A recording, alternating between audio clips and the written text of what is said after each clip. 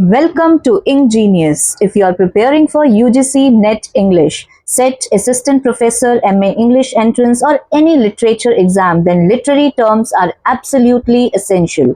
लेकिन समस्या ये है कि students definitions तो याद कर लेते हैं, लेकिन concepts को समझ नहीं पाते. So in this series, we will revise 50 most important literary terms in a simple and exam-oriented way. In this part 1, we'll revise 15 literary terms. So let's begin. Let's start with catharsis. This term was introduced by Aristotle in his famous work Poetics. Catharsis means the purification or cleansing of emotions. जब audience tragedy देखने के बाद पिटी और fear जैसी emotions में मुक्त महसूस करते हैं तो उसे कथारसिस कहते हैं. For example, after watching King Lear और Oedipus, the audience experiences emotional relief. So UGC net point की बात करूं तो Aristotle is associated with catharsis. Next term is hamartia. Hamartia means a tragic flaw or error in judgment. ये वह कमजोरी होती है जो ट्रैजिक हीरो के डाउनफॉल का कारण बनती है. For example, Macbeth's excessive ambition in his hamartia, Othello's jealousy in his hamartia. So keyword hamartia equals to tragic flaw. Next we have the term hubris. Hubris means excessive pride or arrogance. Greek tragedies often show heroes becoming overconfident. अत्यधिक अहंकार व्यक्ति के पतन का कारण बनता है. For example, Oedipus display hubris when he believes he can escape fate. So keyword hubris equals to excessive pride.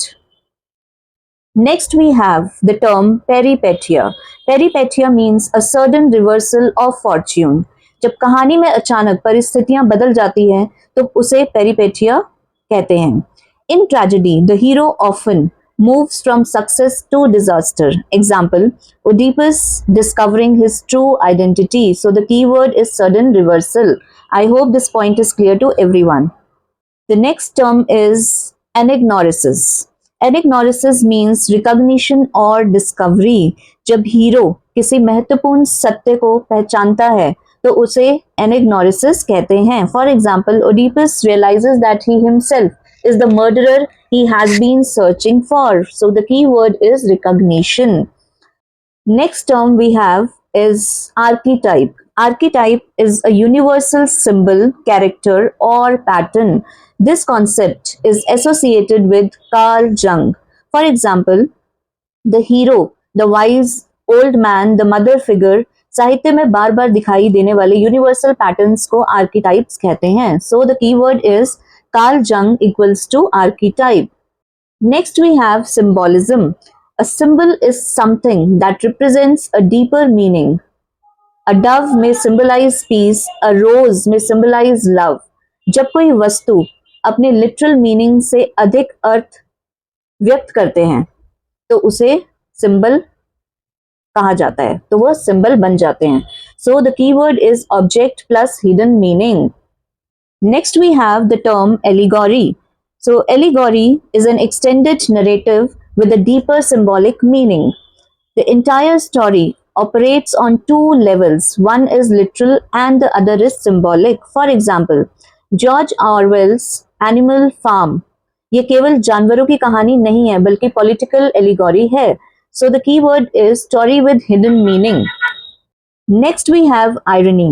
Irony occurs when reality differs from expectations.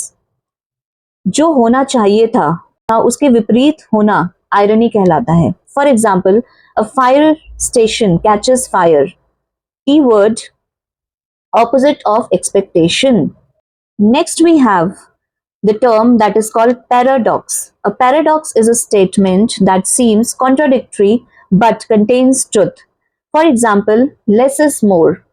पहली नजर में ये गलत लगता है लेकिन गहराई में अर्थपूर्ण होता है.